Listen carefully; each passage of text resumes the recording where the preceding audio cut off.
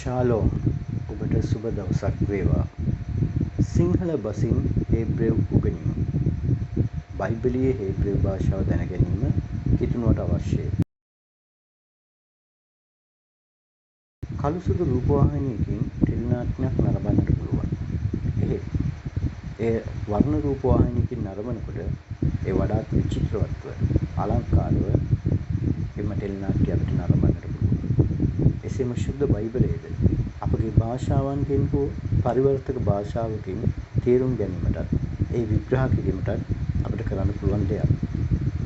එක් පුද්ගලෙක් මේ ගැන කියනවා පරිවර්තක භාෂාවකින් බයිබලය කියවනවා කියලා කියන්නේ ඔබගේ මනාලියව වේල් එක පිටින්ම සිඹීමකට සමානයි කියලා.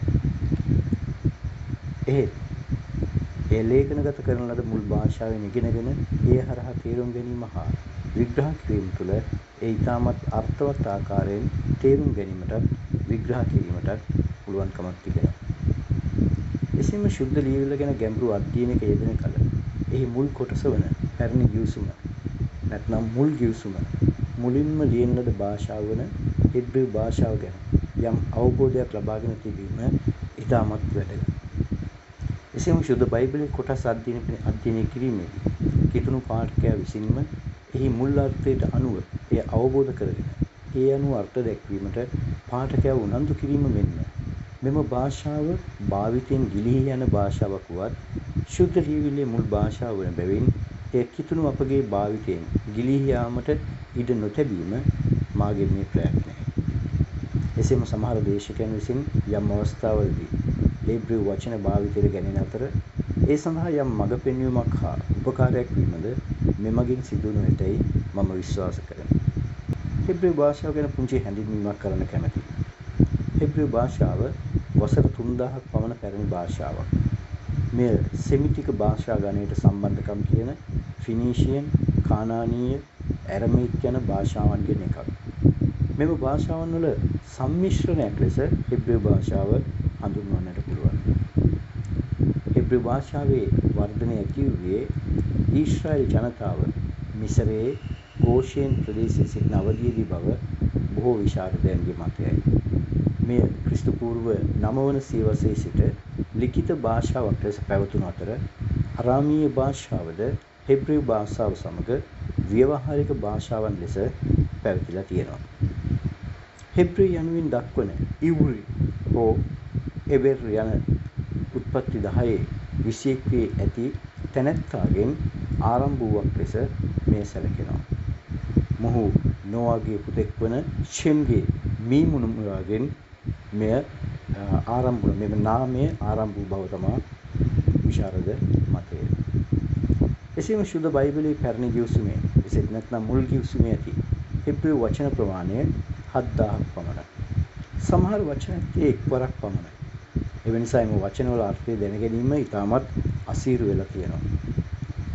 එසේම පංච පුස්තකයේ අරාමීය භාෂාවෙන් කළ කෙටි ප්‍රකාශනද වාර්තා කරලා තියෙනවා.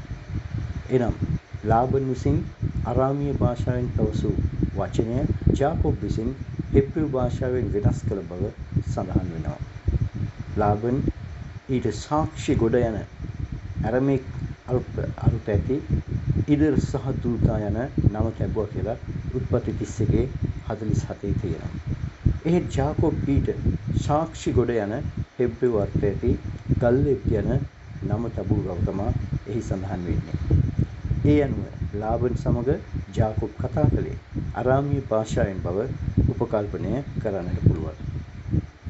ශුද්ධ බයිබලයේ වෙනත් ස්ථානවල ඇති අරාමීය ප්‍රකාශන ගැන අපිට දකින්නට පුළුවන්.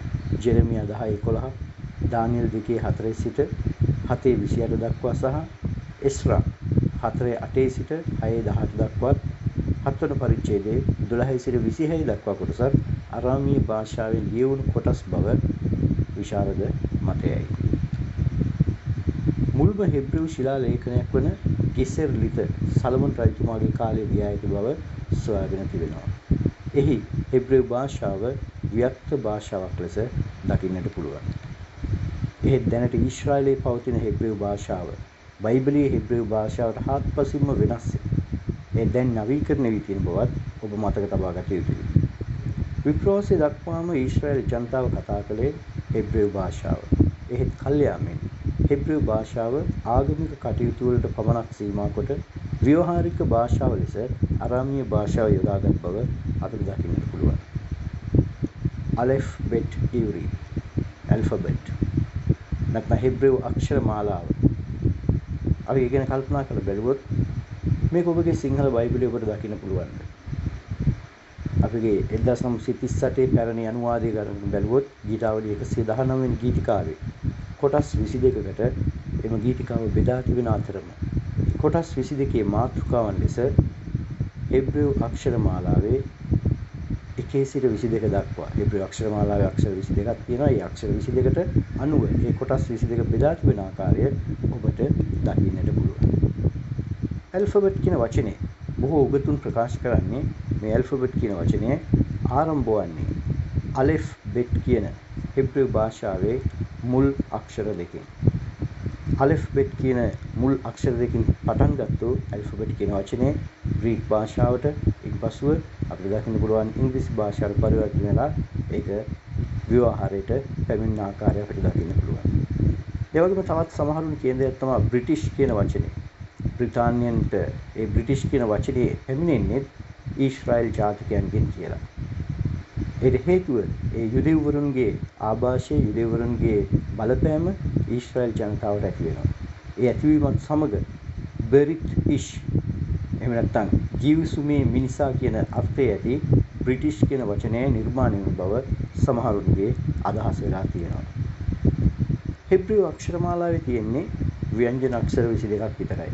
සමහර ග්‍රන්ථවල තියෙනවා අක්ෂර 23ක් ලෙස. නමුත් බොහෝ විට අක්ෂර 22ක් යන තමයි බොහෝ දෙනාගේ පිළිගැනීම වෙලා තියෙන්නේ. බොහෝ විට හෙබ්‍රේව වචන සෑදිලා තියෙන්නේ මෙම ව්‍යංජන අක්ෂර 3ක් පදනම් කරගෙන. ඒවාට එකතු කළ ස්වර අක්ෂර අනුව වචනයේ අර්ථය වෙනස් වෙනවා. එසේම එම අකුරු තුනම වෙනස් අදහසක් දැක්වීමටද යොදාගත් අවස්ථාවන් අපිට බහුලව දකින්නට පුළුවන්.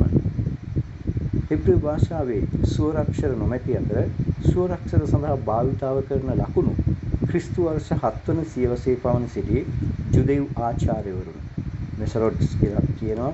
ඔවුන් විසින් මේවා එකතු කරන ලද්දක් නිර්මාණය කරන ලද්දක් කියලා අද සොයාගෙන තියෙනවා. එම නිසා ස්වර අක්ෂරයන් නොමැතිව ලේඛනගත කරන ලද හෙබ්‍රේව ලියවිලි කියවීමේදී එහි සන්දර්භයට අනුව එය කියවිය යුතු බව පහත උදාහරණ වලින් තේරුම් ගන්නට අපිට පුළුවන්කමක් තියෙනවා. හෙබ්‍රේව භාෂාවේ ඩලෙට්, බෙට්, රෙෂ් කියන අකුරු තුන ව්‍යංජන අක්ෂර ලෙස ලිව්වොත් ස්වර සංකේත නොමැතිව ඒක අපිට ඩයන්න, බයන්න, රයන්න කියලා තමයි තියෙන්නේ.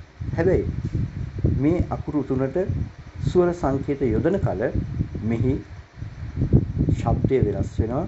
ඒ අනුව අර්ථයත් වෙනස් වෙනවා.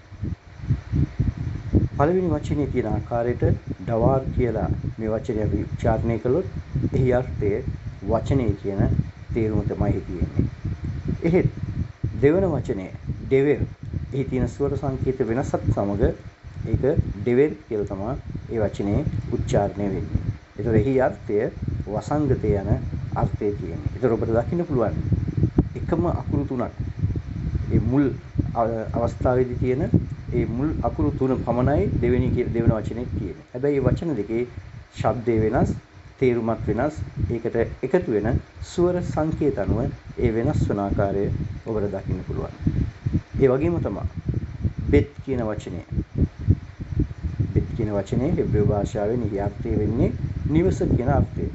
හැබැයි එයට එකතු වෙන ස්වර සංකේත අනුව ඒ බාත් කියලා කියවුවොත් ඒක අනුව අපිට දකින්න පුළුවන් එහි අර්ථය දුව. ඒක නිසා ඒ අර්ථය සම්පූර්ණයෙන්ම වෙනසකට ලක් වෙනවා. ඒ නිසා ව්‍යංජන අක්ෂරයේ දේශේ බලමින් ඒ වචනේ පමණ වචනේ කියන්නට උච්චාරණය කරන්න අපිට පුළුවන් කමක් නැහැ. ඒ නිසා අපි ඒ ව්‍යංජන අක්ෂර වල එකතු කරන ස්වර අක්ෂරය ගැන අපි කල්පනා කළ යුතුයි. ඒ වගේම හොඩෙෂ් කියන වචනේ නවසඳ කියන අර්ථය තියෙනවා. හැබැයි හඩාෂ් කියන වචනේ තියෙන්නේ නවෝදය කියන අර්ථය. ඒ අනුව අද දවසේදී මම මෙතනින් මේ කොටස අවසන් කරනවා. ඔබ යම් දෙයක් පැහැදිලි කර ගැනීමට අවශ්‍ය නම් තවදුරටත් මෙම YouTube නාලිකාව සමග රැඳී සිටින්න. ජේසුස් පිහිටයි.